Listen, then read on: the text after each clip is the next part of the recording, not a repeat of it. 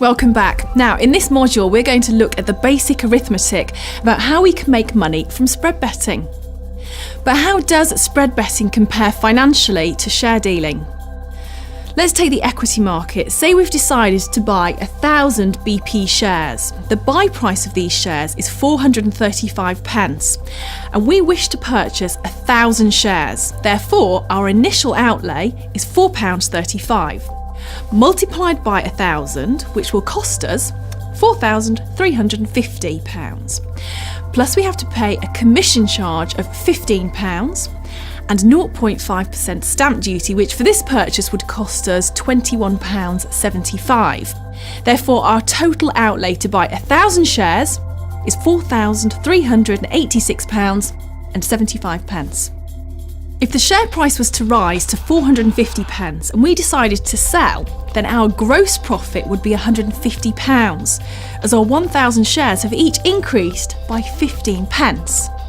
From this profit, we'd have to deduct the commission costs, £30, as well as the stamp duty charge of £21.75. Once we've subtracted the charges, our overall profit would be £98.25. Okay, let's take a look at how spread betting differs to this transaction. We've decided we're going to spread bet at £10 per point instead of buying 1,000 shares. The buy price is 435 pence, therefore our initial outlay is £130.50. This is basically calculated by multiplying the buy price by the stake, which is then multiplied by the margin. The margin is the percentage of the actual trading amount which is paid up front. In this example, the margin is 3%. And we multiply the share price of 435 pence multiplied by £10, our stake of £10 per point, and then we multiply this by the 3% margin. Therefore, if we review our charges, we can see that the overall outlay for spread betting at £10 per point is £130.50, which is significantly cheaper than buying the actual shares. Now, if the price of the shares was to increase overnight to 450 pence and we decided to sell, the gross profit would be £150. From this profit, we have to deduct a finance charge, which is 89 pence if we keep our trade open overnight.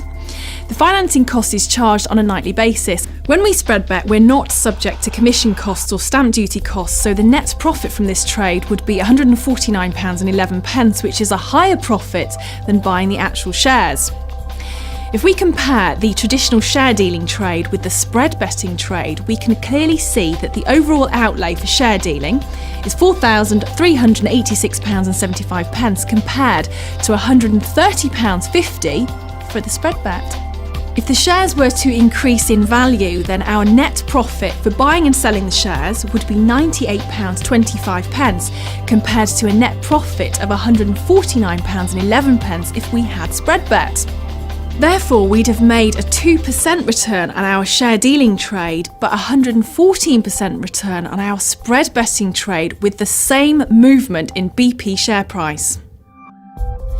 Remember, as with all forms of investment, there is a risk that the price of the shares may move against us. If the price of the share was to fall to 420 pence and we decided to sell our shares, we would have actually lost £150.